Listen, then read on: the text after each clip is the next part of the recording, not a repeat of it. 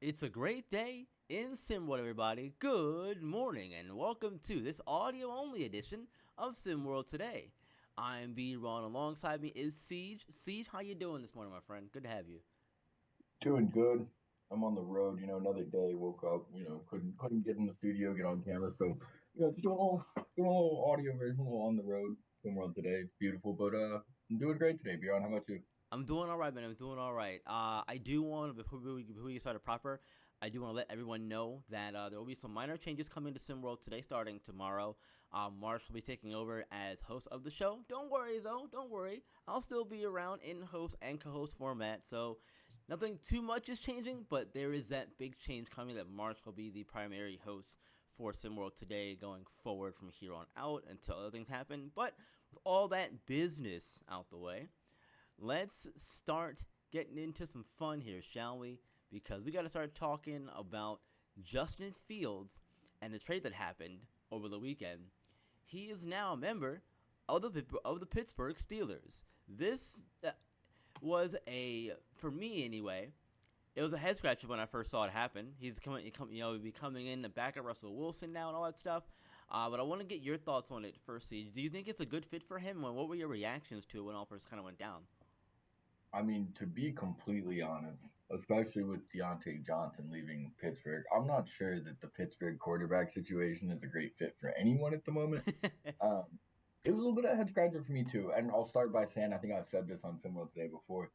I'm not as low on Justin Fields as a lot of people are. I still think he's very talented. I think you compare his numbers to some of Lamar's early numbers; they're not that different. But no, I don't think he ever had the talent around him, the system around him to really look as good as I think he could be. I could be wrong. He might just be a bust that I'm still holding out hope for. But it feels to me like Pittsburgh's just kind of grabbing every possible, maybe good quarterback they can. They got Russ.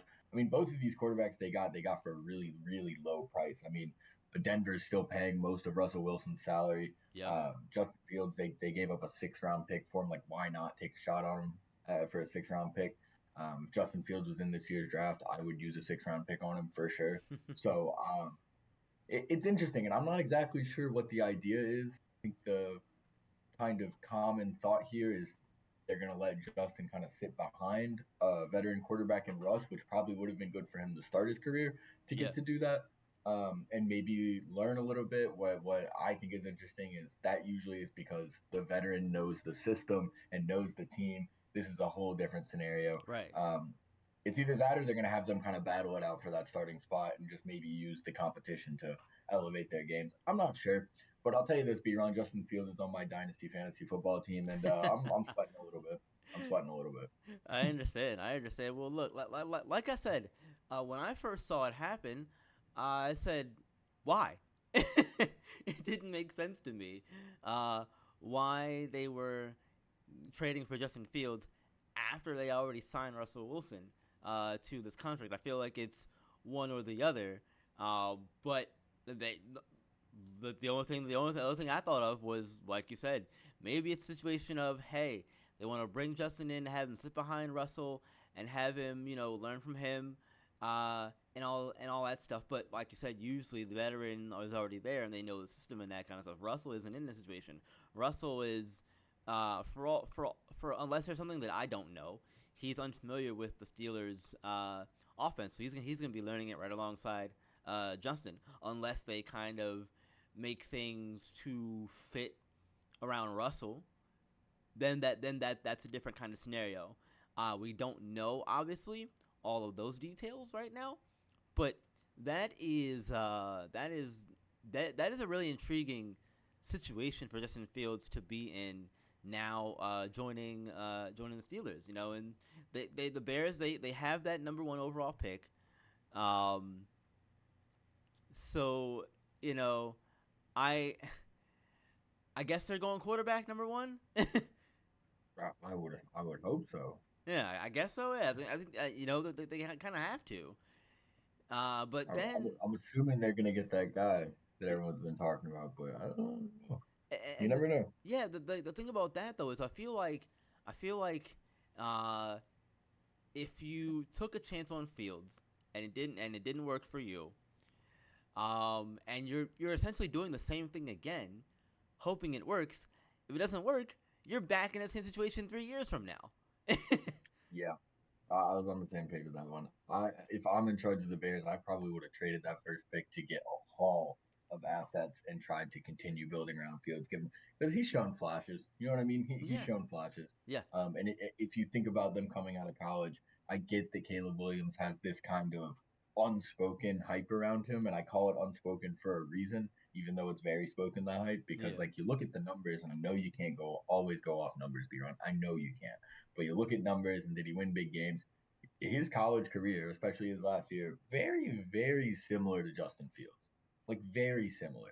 It's not like he blew him out of the water with numbers. It's not like he, won that natty or won some big games. He really wasn't doing those things. So it's almost like, and then even at the combine, he was kind of not participating in certain things. And so the, yeah. the the whole thing to me is like you're really throwing out a whim on hype. Like you are throwing out this pick on hype and just hoping that Caleb Williams, who has proven to be difficult to deal with already, Mm-hmm.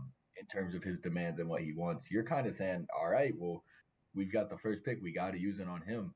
So we'll see. I'm intrigued to kind of see if that works for them or if it's just the same old Bears and they'll be right back to mediocrity. Yeah, and that's the thing too. You mentioned it. Williams already has this kind of personality around him. So let's say you do bring him in, and the Bears are mediocre or they're not good. They're 2-16 team or whatever the final record is gonna be.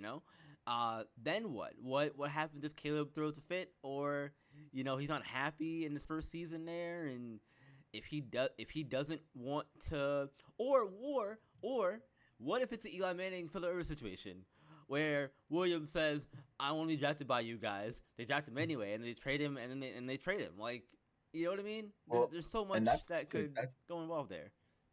that's the crazy thing, and another reason I kind of like the idea of them trying to keep Fields is what they've built. He's entering a really good situation with the Bears. The Mm-hmm. Bears have a pretty good offensive line, all things considered. One of the better offensive lines right now. They added Keenan Allen. DJ Moore is sensational. Mm-hmm. Added Keenan Allen. They have another pick. They could go to another wide receiver in Yep. the first round. And so Caleb Williams going to have all those tools. So if I'm Caleb Williams, I have no problem going to Chicago. But I think the issue for me if I'm the Bears is say he does come and maybe he's not as much of a godsend as maybe Andrew Luck was or some other quarterbacks that had Right. all Yeah. that Yeah. hype. But nobody's really had the hype that Caleb Williams is had. Nobody has been called a combination of Patrick Mahomes, Josh Allen, and Lamar Jackson. Like I that's ridiculous. Yeah. It's And a again, I wild say that combination. because I say that because it was always overhyped in my that is overhyped. No matter who you're saying that about, that's overhyped. So say he comes in and he's not that guy. Well, you could have got a lot more for the pick and the idea of Caleb Williams than you can say they down the road. They're like, all right, well, let's get out of this while we can. We don't want another Justin Fields thing where we only get a 6 round pick. Right. They're not going to be able to get the same kind of haul after he's played some games. So I don't know.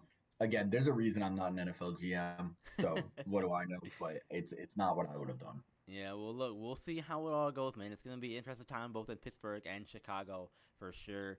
Well, let's keep it moving, shall we? Kyrie Irving and the Dallas Mavericks played a game against the Denver Nuggets in the SWBA over the weekend, and it was an absolutely thrilling game.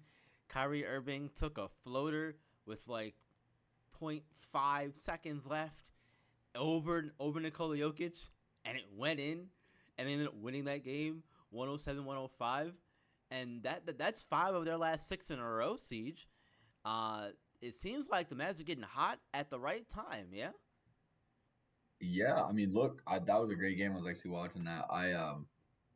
We all know how good Luke is. We all know how good Kyrie is. We've Yep. known for a long time. Mm-hmm. Um, Yeah. Yeah. Right. and yeah, Say what you want about Kyrie, right? But there's no question the dude's talented. Continue. there's no question about again, like you said, say what you want about him, and I will. But I will not dispute the fact that, and maybe this is a hot take. I think he's one of the most talented, most God given talented basketball players that we've ever seen. mm.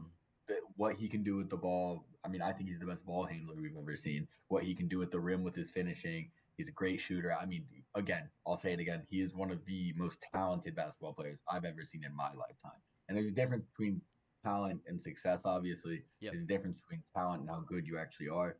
Because we've seen some guys who I thought were really talented not necessarily pan out. Kyrie Irving is sensationally talented. And in terms of getting hot at the right time, we know that basketball is a lot about getting hot at the right time. And right now they're hot. Can they carry it into the playoffs? Do I think they're contenders? No. Um, but No. you never really know. And that's the thing. Like, yes, they beat the Nuggets on a buzzer beater. Yeah. Great. Can they beat the Nuggets 4 out of 7 times? Right. Yeah. Yeah. That's where I kind of go. Probably Mm-hmm. not. Um, I see your point there. but again, you never know. If Kyrie and Luka are both hot and both dropping 30, almost 40 a game, it's a really hard team to beat. It's a really hard team to beat. Yeah, and I think because you have those guys in Kyrie and Doncic, I think that, in my opinion, does make you a contender. Because again, those two guys are extremely talented, and again, we know how good Kyrie can be. We know how good Luca can be if they're both going crazy or even having pretty good games. I think you'll be fine more times than not. You can get away with it. But no, 5 of their last 6, they're now up into second place, 2.5 games back from New Orleans. Denver dropped to a half a game behind Oklahoma City in the Northwest. This man, like I said, and too, the Nuggets were on a 5 game win streak, or Yeah. wait, a 5 game road win streak. So, that's not an easy thing to do to beat a team that's been playing really well. When you were previously struggling yourself prior to this 5 out of 6, you were winning too. The game of runs, Biron, both in games and stringing games together. Basketball is a game of runs. You get hot, One, you take the momentum, and you go with it. yep, 100%, 100%, man. Well, look, we got one more topic on the docket for today, and we gotta talk about the SimWorld Prep Player of the Week, River Mirror, man. Ended up winning Player of the Week. Indy went 2-0 last week after a tumultuous weekend prior where they lost both Dylan Harper and their head coach Dax Shirogane all in one fell swoop. Bounced back from that by knocking off, at the time, the team with the longest win streak in SimWorld history, the Philadelphia Elite. Beat them 62-47 and then followed that up later on in the week with another win over G5, 71-69. And River Mirror had good games in both of those, ended up winning Player of the Week as a result. This also got their assistant coach, Andrew George. He's now officially taking over that head coach role full time. Yeah, I mean, I like what I've seen from Indy, and I think this is a great example of how much talent on this team that maybe, and again, this is no slight to Don Harper. It's not his fault that he's that good and that commanding of the ball and can Right. score 30 on a whim. But you got a lot of talent on this team that maybe didn't quite get the shine that they would have otherwise. I think that was talked about a lot with Cooper Flag during the offseason. Mm-hmm. Was he going to kind of take away from some other guys? And the originators have now proven that they can do it, incorporating With everyone. him, yes. They really have done that. And that's a true testament to the coaching over there with Coach Dodge and the players. The Indy Stripes, they look a lot better. To be honest, they look better. They're playing team ball. They look good. River Mirror looks like a great leader. I know JJ Hoops is a great leader for that team, a team captain. Yeah. I like what I'm seeing from Indy Stripes. They've got a tough one this week against Beast of the East. I think that'll be another great chance for them to kind of make a statement. Whether they can win or lose, whether they win or it's a close loss, whatever it is, it's a great chance for them to make a SimWorld against one of the best teams in SimWorld Prep. So I'm excited to see what's to come for Indy Stripes. Yeah, man, they've looked really good these last 2 games. I'm really excited to see how they play against Beasts of the East this week. Like you said, that's going to be the big test for them. But, speaking of big test for us is over. We got through the show today, Siege. We passed the flying colors. There'll be a new test tomorrow when Marsh takes over the hosting role. I'll be on the show with him, though, as a co-host. So don't worry, you'll still hear me tomorrow. But remember, guys, Keep it locked here on SimWorld today and around SimWorld Prep as always. Hit the like button, subscribe to the channel, make sure you hit the notify bell so when all of our shows, videos, games, and streams go live for you all. And until tomorrow, remember you guys, SimWorld is the only place where you can see the game, be the game. We'll see you tomorrow.